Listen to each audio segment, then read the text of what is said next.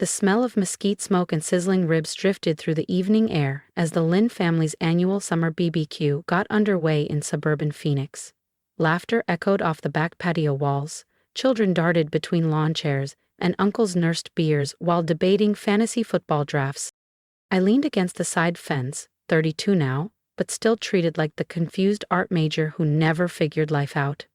My younger sister Clarissa lit up the center of the gathering in her pale blue jumpsuit, animatedly describing her latest success to a circle of doting relatives. Clarissa just finished her dual masters at Wharton and MIT, my mom announced, loud enough for everyone, including me, to hear. She's had back-to-back interviews with Fortune 500 companies. That girl is going places. She smiled like she had coached every step of Clarissa's life. I sipped from my lemonade and waited for the inevitable follow-up. Meanwhile, she added, her tone shifting, some of us still can't decide what we want to do. Isn't that right, Emily? I raised an eyebrow but said nothing. Across the patio, my father chuckled as he flipped a steak on the grill. Still tinkering with your little business thing? He asked. What was it again? Digital workflow something? He laughed, not unkindly, but dismissively as always. I ran my thumb along the condensation of my glass, thinking about the 9 a.m. boardroom meeting tomorrow, the one where we would close on the acquisition of Wharton & Co. and announce our newly expanded executive team. The one where I, founder and CEO of Cascade Logic, would sign off on the final approvals. Something like that, I murmured, letting it slide. Just then, Clarissa clapped her hands to get everyone's attention. Guess what? I've got a big interview tomorrow with Cascade Logic. They reached out directly. It's one of the hottest tech consultancies in the country. Cheers and congratulations erupted instantly. My Aunt Vivian rushed forward with a glass of rosé. That's amazing, Clarissa. I read an article about their founder. Brilliant woman, totally self-made. My dad nodded in approval. Their hiring bar is insanely high. They don't just take anyone. I held back a laugh, remembering the neatly prepared shortlist from HR sitting in my inbox, including Clarissa's resume.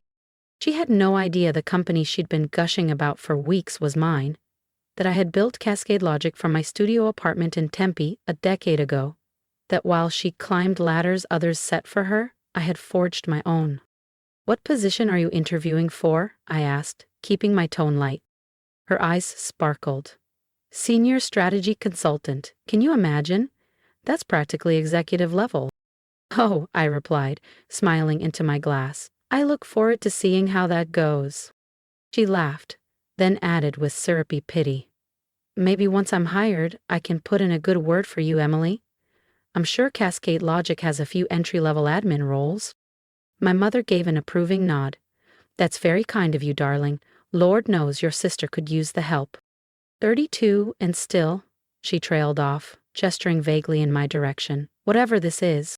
I thought about my penthouse corner office in downtown Phoenix, nestled on the 27th floor of the Cascade Logic headquarters, with floor-to-ceiling windows and a private conference lounge.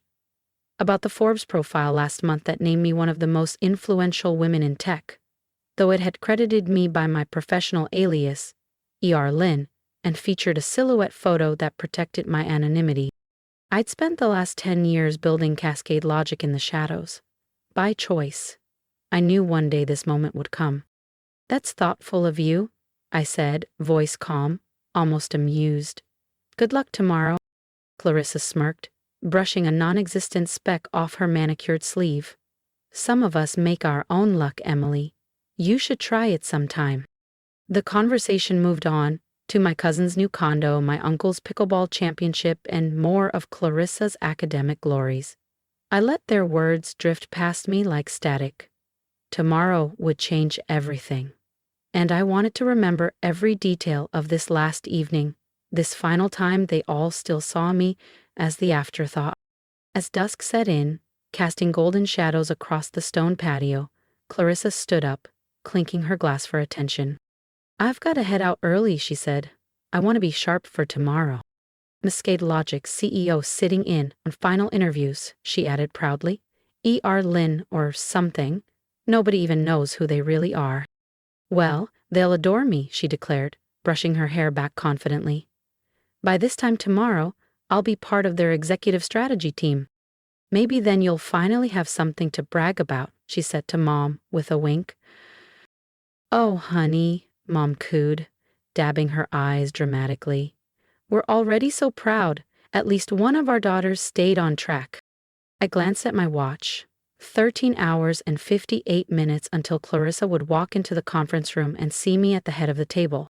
13 hours until everything they believed about me collapsed. I gathered my things, murmuring something about an early client call. Oh yes, your little remote gig, Mom waved off. Just, don't forget to Venmo your share of your father's birthday gift. Clarissa already covered most of it again. I nodded without replying.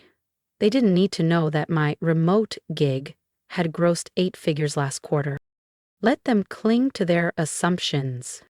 I slipped behind the wheel of the unremarkable gray SUV I reserve for family events, leaving my white Mercedes AMG parked safely in the underground garage downtown. As I reversed out of the driveway, Clarissa's voice rang out one last time across the lawn, loud and certain. Tomorrow, everything changes. She was right. Just not the way she thought. If you want to see Clarissa's face when she realizes who's sitting across the interview table, make sure you hit subscribe, 'cause trust me, you won't want to miss what happens next. What a waste. Can't even land a real job. I smiled faintly, recalling the brushed metal nameplate that sat front and center on my desk. E.R. Lynn, Chief Executive Officer, Cascade Logic. Tomorrow, Clarissa would find out exactly what a real job looked like and why she'd never have one at my company. By 6:30 IMM, I was already in my corner office overlooking Camelback Mountain, sunlight casting golden streaks across the skyline. The quiet hum of early morning systems booting up was oddly comforting. I'd built this from the ground up, and today it would come full circle. The tailored slate gray Alexander McQueen suit felt less like fashion and more like armor. As I reviewed the agenda, my executive assistant Naya knocked gently and stepped in. Your sister's interview is set for 9 a.m. sharp, she said, handing me a slim folder. She's already in the lobby. Arrived 25 minutes early. Punctual. That's new. I arched an eyebrow. She's also posted about it. Future executive at Cascade Logic. Her words. Marketing picked it up. She's even told front desk she plans to modernize the lookup here once she's hired. I stifled a chuckle. Has she now? I opened the folder. On paper, Clarissa looked flawless. Dual degrees, glowing recs, polished experience. But I knew better. The internships, set up through Dad's connections. The praise, courtesy of our uncle's law firm. A manufactured resume wrapped in designer polish. The board's wondering why you're personally handling this one, Nia added with a smirk. Quality control, I said simply, rising from my chair. How many interviews before mine? The read, she replied. All briefed, they'll ask the right questions. By 9 o'clock a.m., I stood behind the one-way glass on the upper floor, watching Clarissa strut into the conference suite. Chanel suit, Prada heels, air of superiority. She shook hands with the first interviewer like she owned the place. Over the next 2 hours, I watched her mask slip. Every scripted answer unraveled. Every shallow credential probed. Every assumed accomplishment challenged. By the time she reached the final interview, mine, her eyes were tired, her voice uncertain, her smile noticeably forced. Send her in, I told Nia. She stepped inside my office, trying to hide her awe as she took in the floor-to-ceiling windows, curated art pieces, and the understated dominance of the room.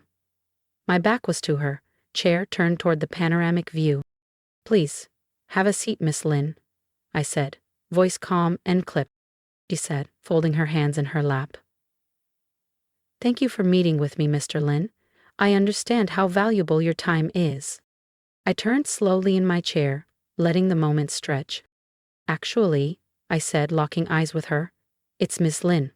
Emily Renee Lynn. The blood drained from her face as realization set in. The name on the walls. The initials on the press releases. The woman she'd dismissed for years. Ugh. Emily. Hello, Clarissa. I offered a calm smile. Surprised to see your directionless sister running the company you've been dying to work for? She blinked rapidly, her perfectly composed persona unraveling as her lips parted soundlessly. Whatever polished answers she'd rehearsed were gone. But this doesn't make sense, she stammered. You're just a freelance consultant. That's what Mom said. Am I? I gestured toward the wall behind me, lined with plaques, innovation awards, and framed magazine covers celebrating Cascade Logic as one of the fastest-growing tech firms in the Southwest. I built this company from scratch, while you and Mom were laughing about my little business thing. Every time you flaunted your MBA, I was negotiating international contracts. Every time Dad called me a phase, I was landing Fortune 100 clients. You tricked us! Her voice cracked, rising with disbelief. You lied! No, Clarissa, I replied, my tone even. You all tricked yourselves. You were so busy assuming I was a failure that you never once stopped to ask what I was actually building. I picked up my phone and opened my banking app, turning it so she could see. That birthday money Mom mentioned? I just sent my share. It's a 6-figure transfer. To me, it's a rounding error. Tears welled in her eyes, not sorrowful, but angry and humiliated. So what now? You're going to expose me? Tell the whole family? I shook my head. I don't need to say anything. Your interview performance today says it all. 3 senior partners, independent of one another, recommended against hiring you. Too arrogant, too surface level, unprepared, entitled. You set me up. I gave you exactly what you asked for, an interview with the CEO. It's not my fault you didn't come ready. I stood, smoothing the front of my suit. I suggest you look for opportunities elsewhere, Clarissa. And maybe develop some real experience. Something beyond LinkedIn posts and Dad's golf connections. She rose unsteadily, her designer heels now awkward and her designer outfit suddenly looking more like a costume than power wear. Do Mom and Dad know? They will, I said, stepping toward the door. I'm sure you'll tell them all about your interview with E.R. Lynn. I pressed the intercom. Nia, please escort Miss Lynn out. And cancel my dinner plans with the family. Yes, ma'am, Nia responded. I've got a board meeting that needs my full attention. As the door closed behind her, I heard the sharp crack of her voice break in the hallway, followed by muffled sobs. Not the victorious exit she had envisioned. Within an hour, my phone buzzed with family messages. Mom was first. What kind of cruel joke is this? Clarissa is devastated. Then Dad, how dare you humiliate your sister like this? We raised you better. I looked at the screen, let out a breath, and turned it face down. They finally knew who I really was. They just didn't realize I had stopped needing their approval a long time ago. I replied to the family group chat with just one message. You raised me to be successful. Congratulations. You did. Now maybe you'll recognize what real achievement looks like. Then I powered off my phone and turned my attention back to what actually mattered, leading a billion-dollar tech firm that had disrupted an entire industry while they were too busy mocking me. Let them adjust to this new reality in their own time. I wasn't going to pause for their discomfort. In the weeks that followed, the shift in family dynamics was unmistakable. The tone of our calls, when they happened, was strained. Gone were the dismissive digs and passive-aggressive jokes about my little business. Instead, there were awkward silences, forced smiles during Zoom birthdays, and a general unease that hovered like fog. Clarissa accepted a mid-tier project coordinator role at a boutique agency across town. It wasn't the career-defining leap she'd imagined. No fancy title, no corporate corner office. Just a standard job, earned the traditional way. Mom and Dad stopped hosting their regular Sunday BBQs. Maybe it was shame. Maybe they didn't know how to navigate a world where the daughter they'd underestimated now ran the empire they once ridiculed. But the moment that cemented everything came 3 months later. Forbes released a feature titled The Silent Success: How One Woman Built a Billion-Dollar Company While Her Family Thought She Was Failing. My face was on the cover, full color, crisp suit, Cascade Logic's skyline behind me, no shadows, no ambiguity, just me. I had 10 copies express delivered to each of my family members' homes. Not with a note, not with a message, just the magazine, just the truth. The article detailed my journey from working odd freelance gigs in a cramped Tempe apartment to building one of the most sought-after AI-integrated systems companies in the U.S. It highlighted the turning points, the quiet sacrifices, the relentless perseverance they never saw and never asked about. At the end, the final line read, "Sometimes success doesn't need to shout, sometimes it just signs the checks." And honestly, that was enough. I didn't need their praise anymore, or their recognition. I had built something real, something lasting, something they could never take away. Let them tell their friends. Let them adjust their stories to make themselves look better in hindsight. Let them pretend they always knew.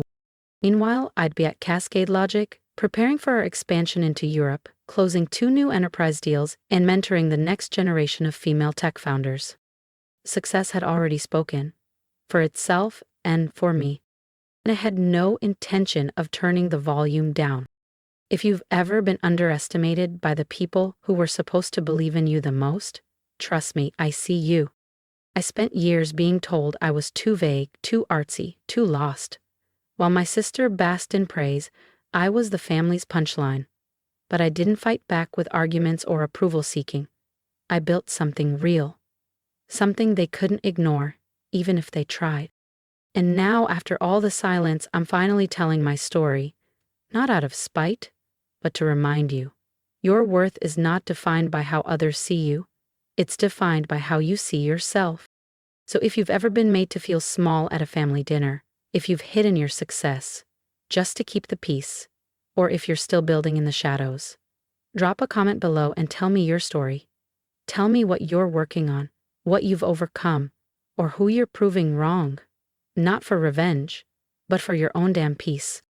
And if you felt even a flicker of validation watching me rise from unemployable to CEO, hit that subscribe button, not just for more stories like mine, but to be part of a community that sees through the noise and recognizes quiet resilience for what it really is. Strength. Let them laugh. Let them doubt. We'll keep building, because sometimes the best way to win is in silence until your name is on the building. Before you go, how's your day been? Really, I want to know. Have you had a small win you're proud of? Or maybe you're facing something tough and pushing through anyway. Drop it in the comments. I read every one. This channel isn't just about success stories. It's about real people doing real work, even when no one's watching. Let's celebrate the quiet victories together.